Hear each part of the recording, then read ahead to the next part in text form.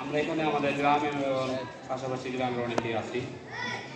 আমরা স্বাভাবিকভাবে ওনারা যে প্রশ্নগুলো নিয়ে আসছেন, আমি এই প্রসঙ্গে একটা ছোট একটা বিষয় একটু কথা বলতে চাই। এখানে আসলে শিক্ষা একটা ব্যাপক ধারণা। শিক্ষা মানে হচ্ছে এরকম না যে শাহ কামাল ঢাকা ইউনিভার্সিটিতে আছে, ঢাকা বিশ্ববিদ্যালয়ে পড়াশোনা করলেই শিক্ষা। শিক্ষা এমন একটা কনসেপ্ট না যে শহীদ কোম্পানি হিসেবে এখানে একটা বড় মাদ্রাসা করছে, এখানে মনে পড়ালেখা করলে শিক্ষা। শিক্ষা হচ্ছে আমাদের প্রত্যেকটা রন্ধ্রে রন্ধ্রে শিক্ষা। আমি ব্যবসা করতেছি, আমার দোকানে কাস্টমার আসতেছে, আমার টুলের মধ্যে অনেকেরা বসা আছে, ছোট বাচ্চারা বসা আছে, আমরা বয়স্করা বসে আছি। আমরা বয়স্করা যে সেখানে কথা বলতেছি, এটা কি ওই বাচ্চার সাথে ম্যাচ করে কিনা? আমার এই কথাটা তাকে কতটা প্রভাবিত করতে পারে যে আমি আমার মতো করে আমার বয়সী একজনের সাথে একটা কথা বললাম, সে ছোট, সে আমার পাশে বসে শুনলো। এটা কতটা সামঞ্জস্য, কতটা ব্যালেন্স রাখতে পারে, এটাও একটা শিক্ষা। আমরা সাধারণত গরিব এলাকার মানুষ, আমার বাবা দাদা অনেকরাই কৃষির সাথে জড়িত, আমরাও করছি, এখনো করি। এই যে আমার সাথে ছোট একটা ছেলে কাজ করতেছে, ধরেন হালি তুলতেছে, মাছ ধরতেছে, ধান কাটতেছে, তার সাথে আমি কি ধরনের কথাবার্তা বলি, আমি যে তার সাথে কথাবার্তাটা বলতেছি, এই বলার মতো যথেষ্ট একটা শিক্ষা পাওয়া উচিত।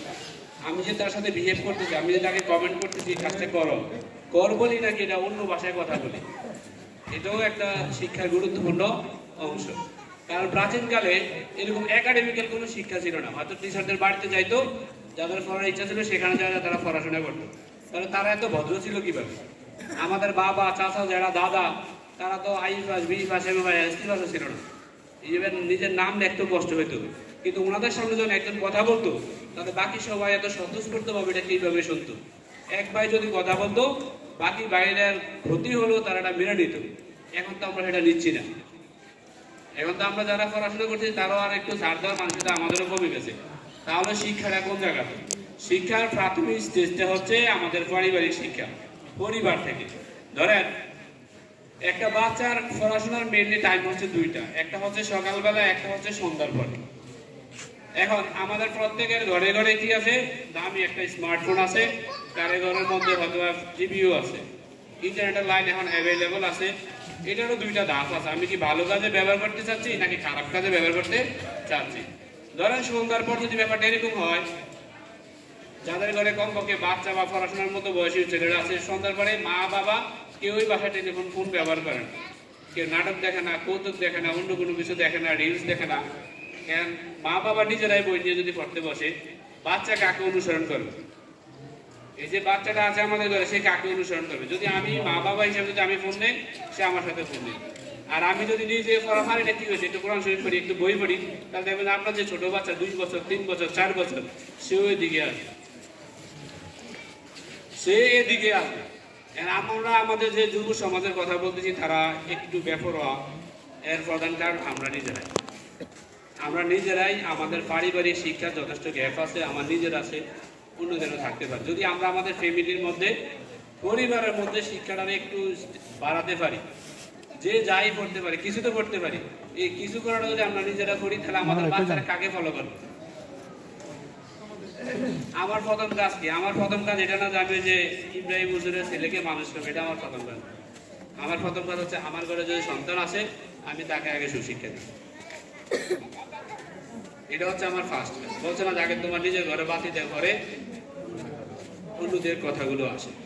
এরকম যদি আমরা এখানে প্রত্যেক ঘরের অভিভাবক যদি সন্ধ্যাবেলা দোকানে যাবে আড্ডা না দিই, ইমার্জেন্সি যদি কাজ থেকে আমি দোকানে গেলাম, দোকানে যদি আমি আড্ডাটা না দিয়া, যদি আমি আমার সন্তানটা নিয়ে ঘরে বসি, মানুষ কি কয় বউ করলেন খুব না দুইটা কথা, আমার সন্তান তো মানুষ হচ্ছে। এরকম না জিনিসটা। সকালবেলা আমার বাচ্চাটা কি আসলে মুক্ত হয়ে গেছে নাকি যায় নাই? আরেক বাচ্চা এসে বলবে কেন আমি যাই না, আমার ছোট ছোট কোমলমতি বাচ্চা, তাকে একটু হাত ধরে একটু হাঁটাহাঁটি করে বাবা বলে সোনা বলে তুলে নেওয়া, বা হাতে ধরে ধরে এটা আমি নিজে মুক্ত হয়ে যাই না, আমি নিজে মুক্ত হয়ে যাই। আমি যদি ঘন্টার পর ঘন্টা দোকানে রাস্তাঘাটে এখানে সেখানে আড্ডা দিতে পারি, তাহলে আমার সন্তানের পিছনে আমার শ্রম দিতে কষ্ট কিসের? সন্তান যদি শিক্ষিত হয়, বা সন্তান যদি একাডেমিক কম শিক্ষিত, যদি মানুষের মতো মানুষ হয়, তার যে সম্মানটা ভেঙে আসবে, সম্মান যদি ভালো প্রতিষ্ঠিত হয়, এই জন্য কে পাবে? গ্রামের বাসীরা পাবে আগে নাকি মা বাবা আগে? মা বাবা পাবেন আগে। তাহলে আমাদের আগে কোন জায়গায় গুরুত্ব দেওয়া উচিত? শিক্ষা যেটা আমি বারবারই বলি যে শিক্ষাটা হচ্ছে একটা ব্যাপক ধারণা। মনে করেন আমাদের এরিয়া থেকে ভালো কি পারে কৃষিকাজ, ওনার কাছে অনেক আমি দেখি যে মাঝে মাঝে এখানে আসলে এটা ধান খেতের মধ্যে সমস্যা কি দিবে, এটাও কিন্তু ব্যাপক একটা শিক্ষা। কারণ এখানের মধ্যে যে ফসলের মাঠ হচ্ছে, মাঠ ফসল করতেছে, এটার উপরে বিশাল ডিগ্রি আছে, কৃষি বিশ্ববিদ্যালয় আছে, কৃষি অফিসাররা আসে না। কারণ আপনারা দেখে সরাসরি মাঠ দেখে আপনি যা অর্জন করতে পারতেছেন, যে ছেলেটা কৃষি বিশ্ববিদ্যালয়ে পড়ে সে অনেক ভালো জানে, কিন্তু এভাবে জানে না।